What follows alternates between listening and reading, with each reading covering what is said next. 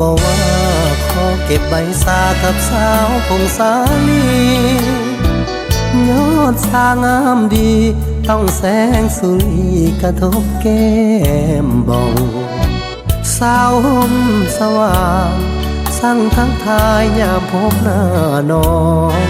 สาวโพนแก้วว้าวของบ่แม่นเบายองเห็นมากับตาบ้านแสนสาลี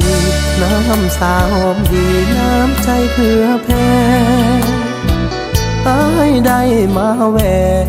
สาวงามแท้ทั้งกายวาจา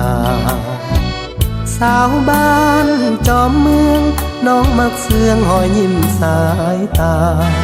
แดดร้อนยังเก็บใบสาขยันแท้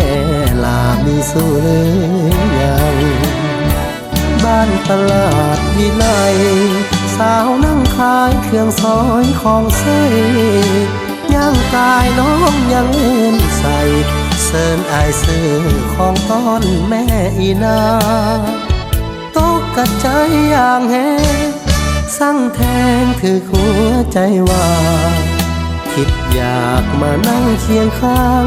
ขายเครื่องสวยนางกายเป็นเท่าแก่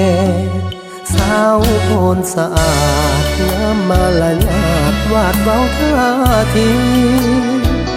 ตุลาสตรี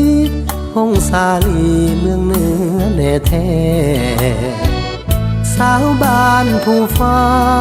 เก็บใบสาจนสวายง่ายแก่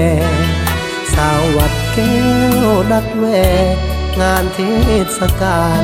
ดื่มน้ำสาพงสาลี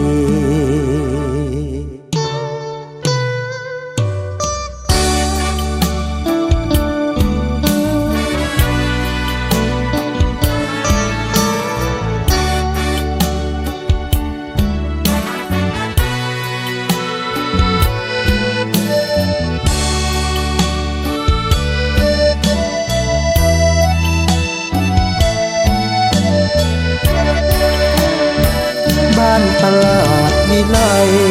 สาวนั่งขายเครื่องซอยของใส่ย่างกายน้องยังเล่นใส่เสิร์นอายซื้อของต้อนแม่อีนาตกกระใจอย่างแห้งสั่งแทงถือหัวใจว่าคิดอยากมานั่งเคียงข้างขายเครื่องสวยนางกายเป็นเท่าแก่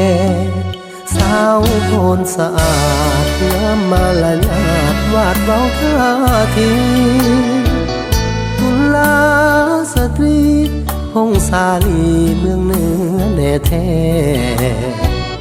สาวบ้านผู้ฟ้าเก็บใบสาจนสวายง่ายแก่สาววัดแก้วดัดแวงานเทศกาลดื่มน้ำสาพงสาลี